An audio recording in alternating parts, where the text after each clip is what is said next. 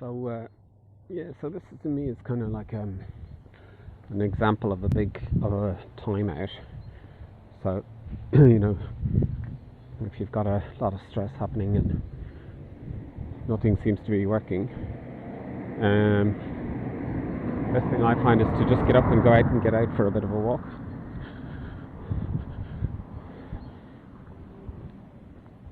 Get into the fresh air, and there's plenty of room there up in the sky above me. So there's nobody's really here to corner me or to box me in or to kind of start an argument with me or moaning at me. So I think in some cases, if I certainly know that I can feel a lot of guilt when it comes to just getting out of the house and taking care of my needs. But to be honest, I think the alternative is a lot worse. If you're feeling really stressed out, I think sometimes you just really have to get out of the house. I'm not going to go down that way. I was going to go down for a walk in the forest, but I'm not really feeling in a quiet walk in the forest mode. I feel like a bit of a step out and just kind of stay on the footpath where it's kind of a little bit more straightforward. I don't have to think about where I'm walking, because I'd say if I was to kind of gauge myself, I'd say I'm definitely sitting at about a 6 out of 10 in terms of stress. Certainly clipping over the 5 nicely. Definitely up around the 5.5 mark. I've been nicely dialed up there because I'm always a little bit nervous when I'm going, and sort of calling around to family.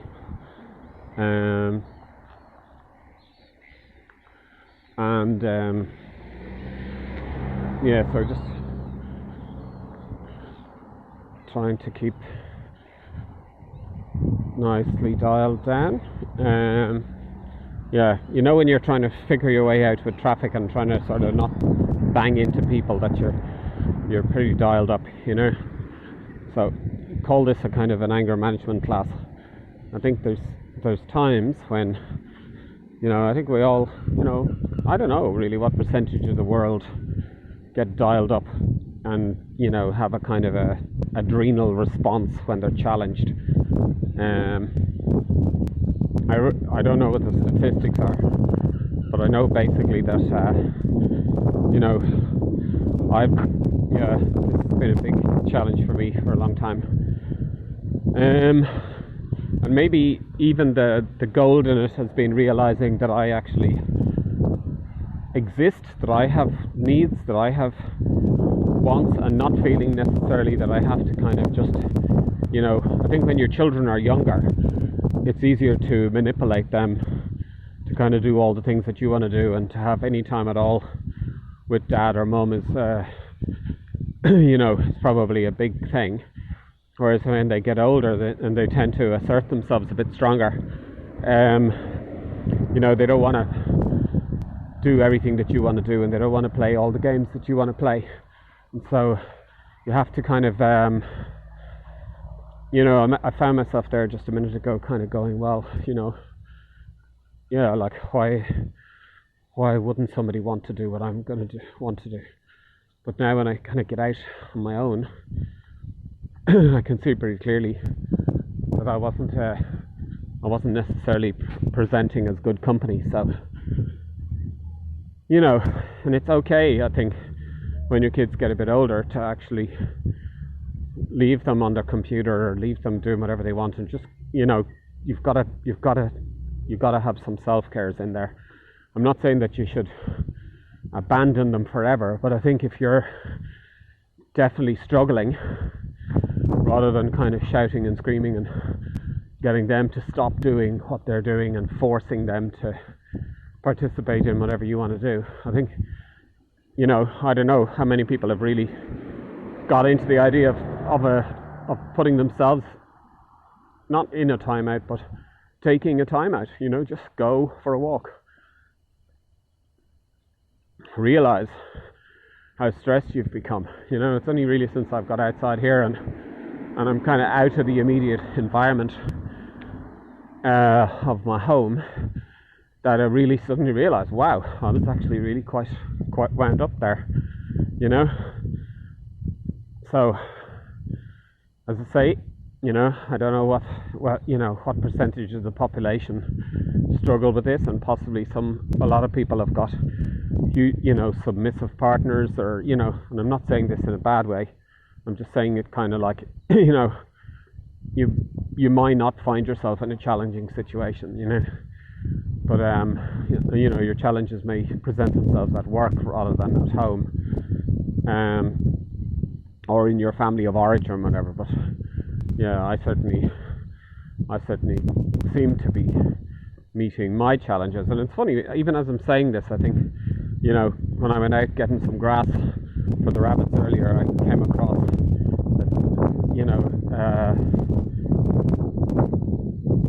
just a body of a dead bull rabbit, you know. Basically, that, I think it kind of slightly triggered me, you know.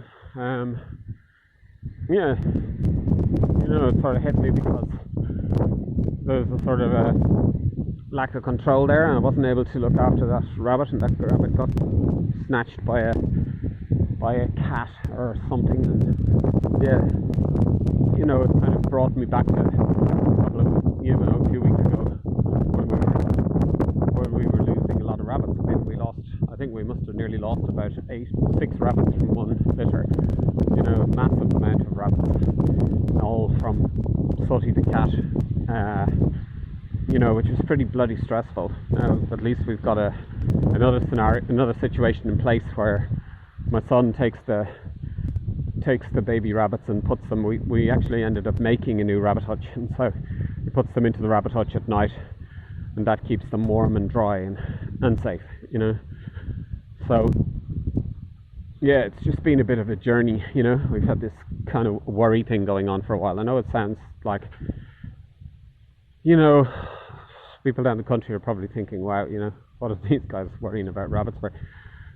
If anything, they breed too fast. But yeah, you know, it's just been a little bit of a challenge that we've had. It's just been a cat has just been eating all the baby rabbits, and I think we've probably lost, you know, nearly heading into double digits in the number of rabbits. So that's been stressful.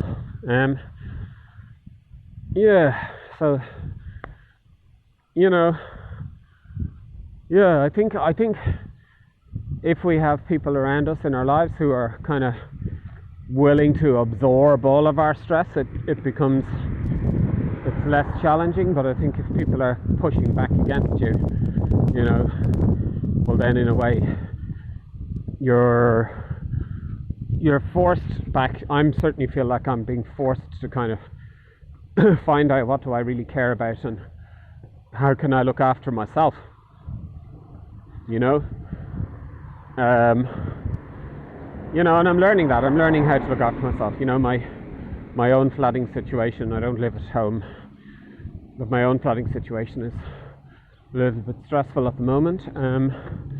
You know, just a few little events took place, lockdown stresses and that, and differences of opinion, and yeah, so just walking through that as well, trying not to stand on too many toes, you know. And on top of that as well, I've also got assignments that I'm doing,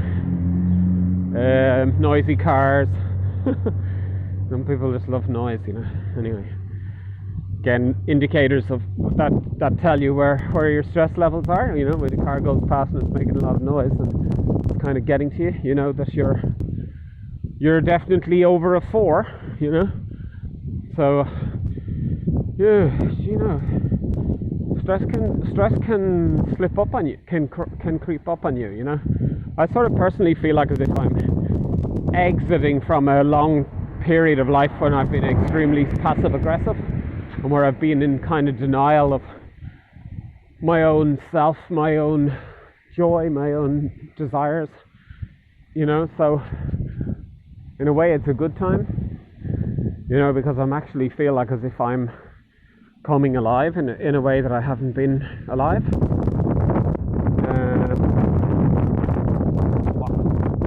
Indicator as well. If you're reacting to dogs barking, that's another sound indicator that you're definitely cresting the high fours.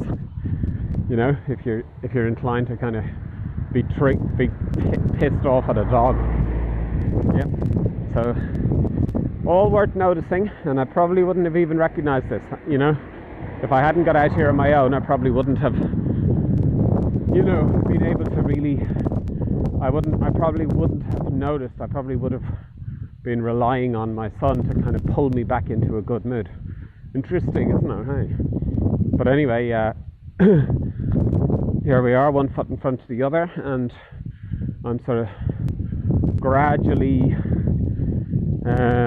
you know, just kind of finding my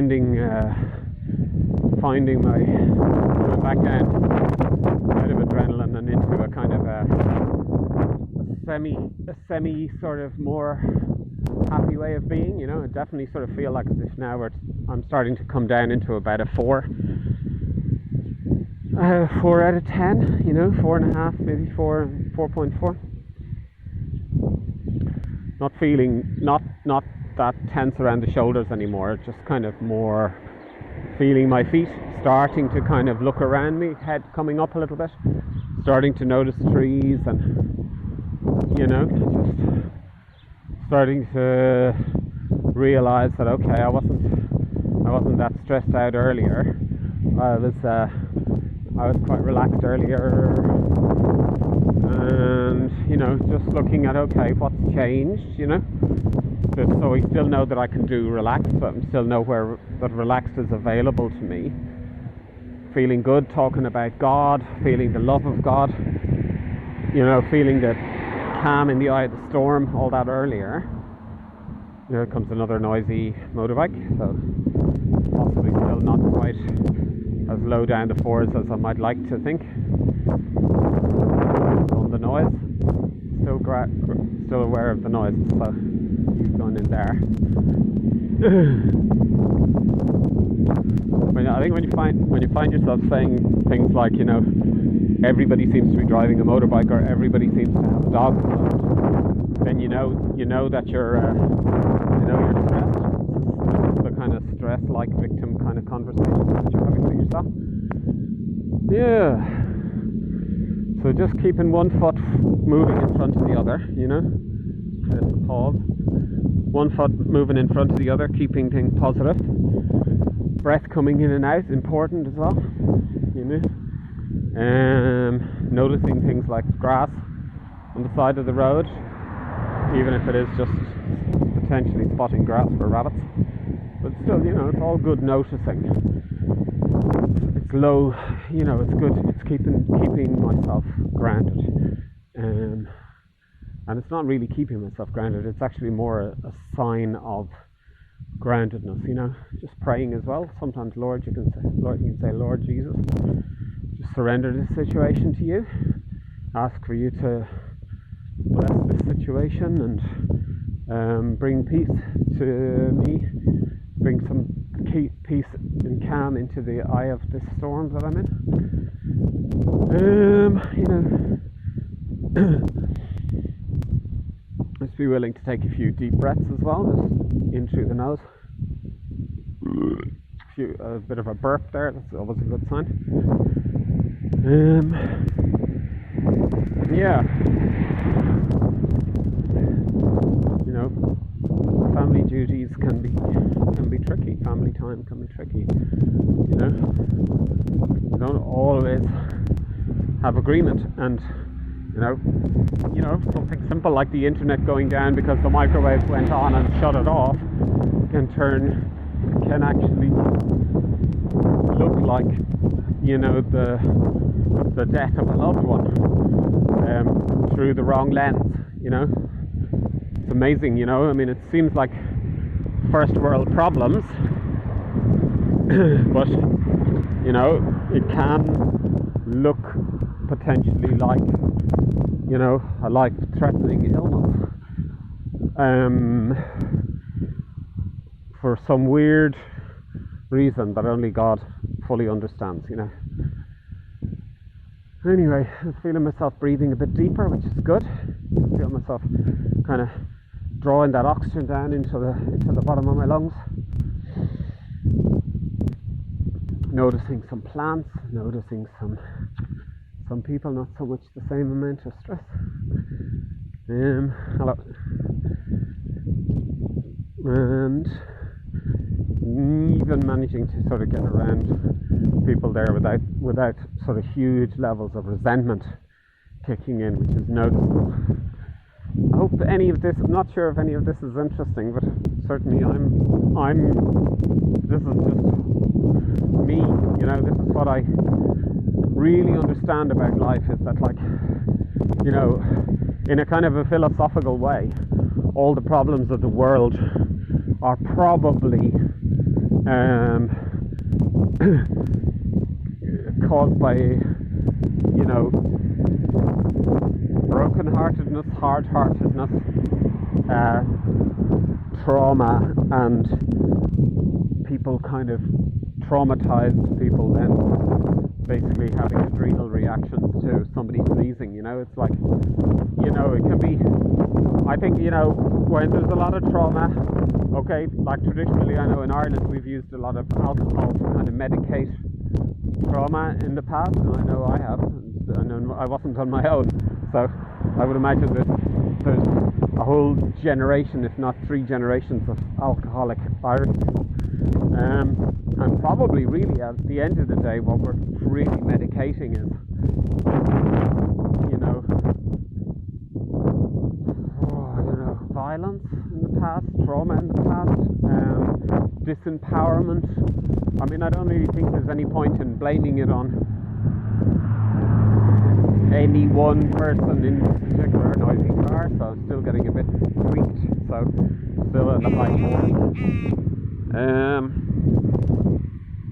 Yeah, there's just this, you know, I can feel it in my shoulders. I can feel my shoulders are so tight. I can feel they're not as tight as they were, but I can definitely feel my shoulders and my arms are still unwinding.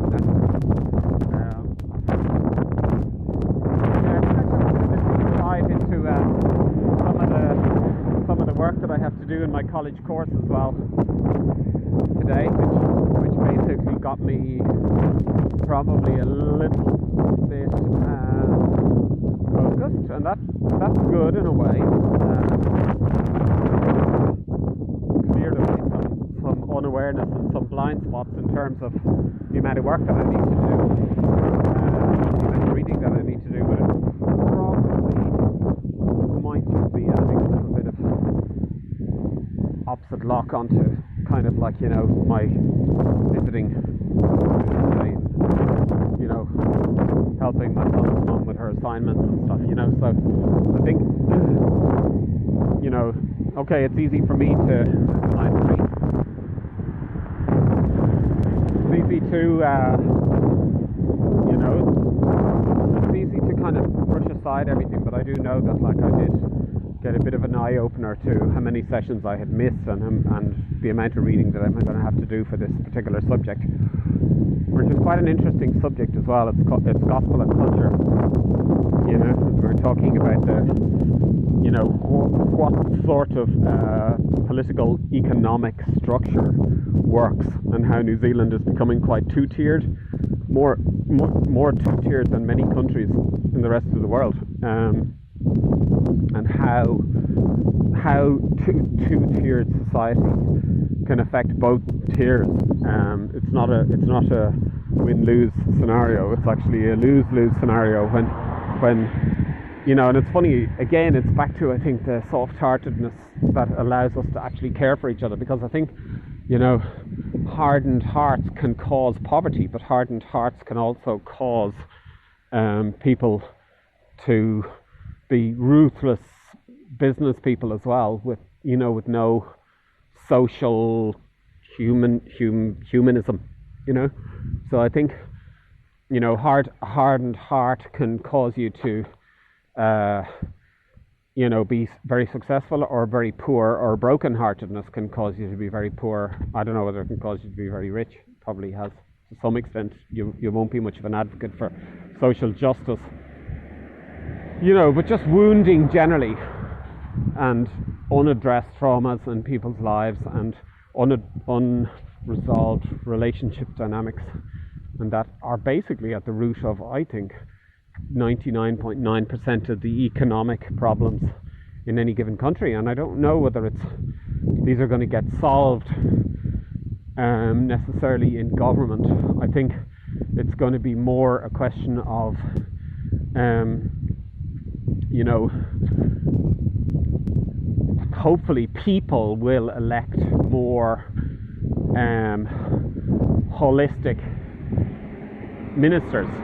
And, you know, things like, I mean, I'm not a huge advocate of climate change, but I think at the same time, everybody would recognize that green representatives tend to be more people friendly, tend to be more self-aware, tend to be more holistic people than some of your kind of money orientated, you know, big bank account will buy myself out of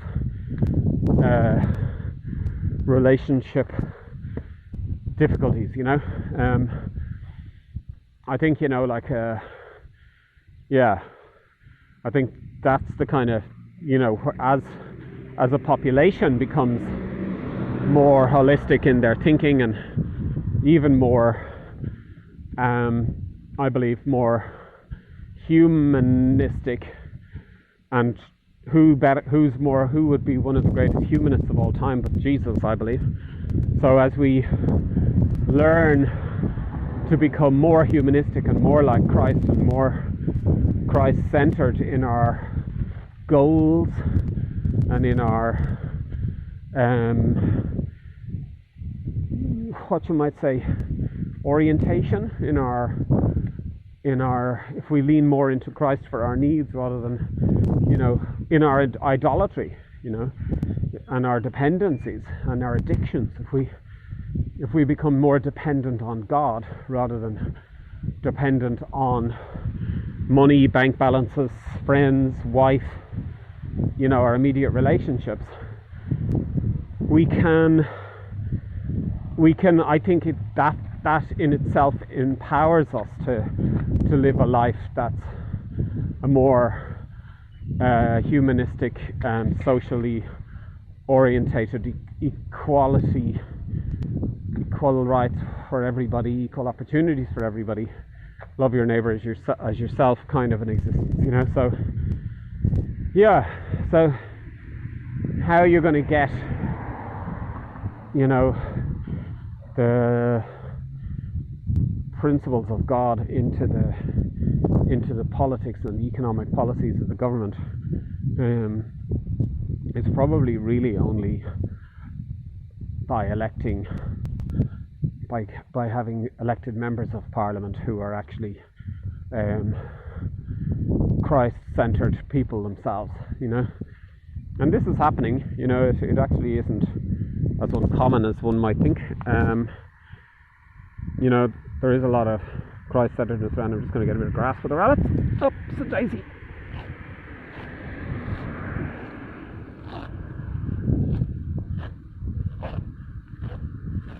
Oh yeah, nice grass. Trick is to take small bits, not big bits. Going in a bit there. I might stick that in my pocket and go for another lump. Yeah, so Christ-centeredness seems to be the solution, and I think, you know, how do you get a population Christ-centered? Well, I think the answer to that is you just get Christ-centered yourself. Oh.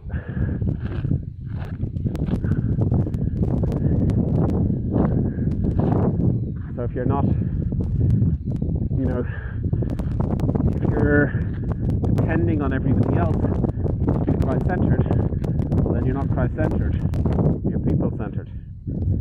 know. So, yay! This is a big test, you know. You know, when you're making demands on other people, or you've got expectations of other people, you can have hopes for other people, but if you're depending on other people to align with your beliefs, well, number one, you're not leading, and number two, that's not being peaceful. You know, you're not at rest. So that's where I think some of the strongest thinkings come from, is the concept of being enough Christ-centered and enough Christ-nourishing, Christ-dependent to actually be standing on the rock, resting in Christ and operating out of that place, you know. So it's an empowered place. I find, you know, do I live there? Probably, 5%,